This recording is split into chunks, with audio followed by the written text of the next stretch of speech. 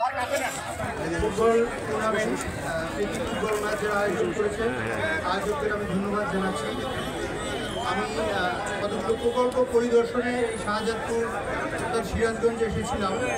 YONO সাহেব বলল যে দিনাজপুর জেলা ফুটবল একাদশ এবং শাহজাদপুরের মধ্যে আছে পিপিপি ফুটবল টুর্নামেন্ট হবে।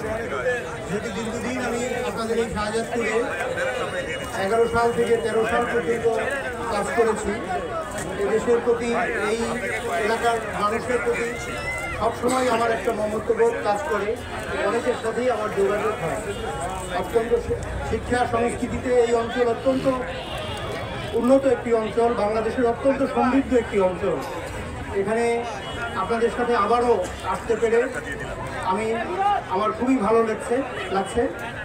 এই টুর্নামেন্টের সাফল্য কামনা করছি এবং এই ধরনের টুর্নামেন্ট আয়োজনের মধ্য দিয়ে যে আমাদের তরুণ প্রজন্ম, তাদেরকে খেলাধুলামুখী করতে হবে। মাদকের যে মাদকের যে ছবল যুব সমাজকে আমাদের রক্ষা করার জন্য আমাদের এই খেলাধুলার অগ্রগতি ছাড়া, খেলাধুলার উন্নয়ন ছাড়া বিকল্প নেই। আমি আজকে যারা আয়োজন করেছেন এবং আমাকে এখানে কথা বলার সুযোগ করে দিয়েছেন, সবার মাঝে আসতে পেরে আপনাদের প্রতি আবারও কৃতজ্ঞতা ধন্যবাদ জানিয়ে আমার কথা শেষ করছি।